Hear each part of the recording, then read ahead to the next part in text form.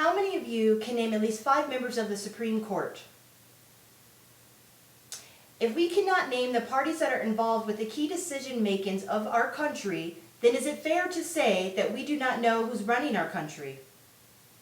According to the University of Michigan and the Inter-University Consortium for Political and Social Research, many people decide on their political affirmations and decisions based upon party identification and personal ideology. This leads me to my next question. How does one determine their ideology and party identification? From what I have noticed in most individuals is that their belief systems were learned from their parents. This tells me that many of our political decisions are not being made based upon their own knowledge and education, but on the education and knowledge that their parents have acquired.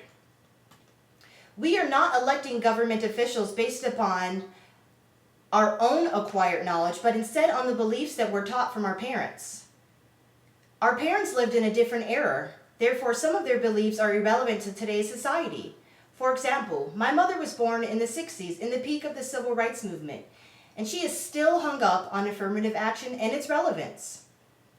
If I let my family's beliefs lead my decision making, then I also believe that affirmative action is still necessary.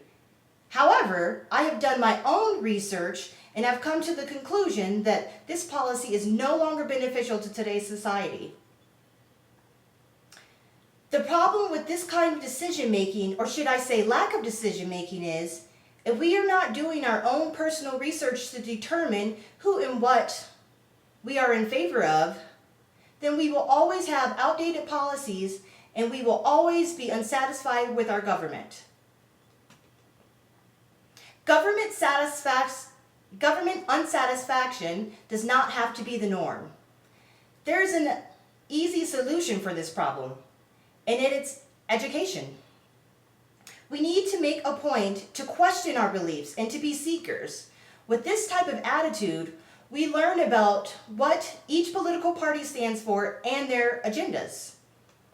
We should take it amongst ourselves to research and learn about the policies and laws that are being pushed by political parties, instead of blindly voting for whatever political choice and whatever political party is pushing.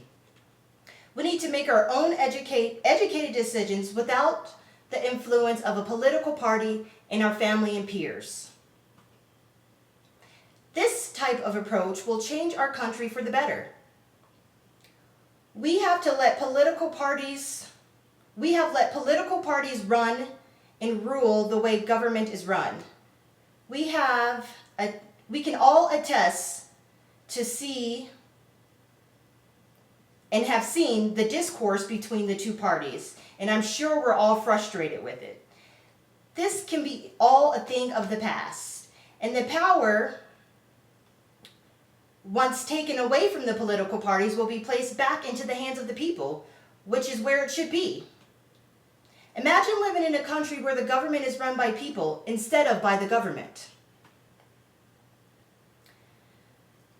In order to leave our country's legacy intact, we must take an initiative to learn our history, as well as educate ourselves on the future candidates and current and future policies and laws. With the 2016 election growing closer, let's make a decision, and let's make a promise to ourselves and to our country to make an unbiased, educated decision. Our freedom heavily relies on individuals who take personal responsibility for our country's well-being.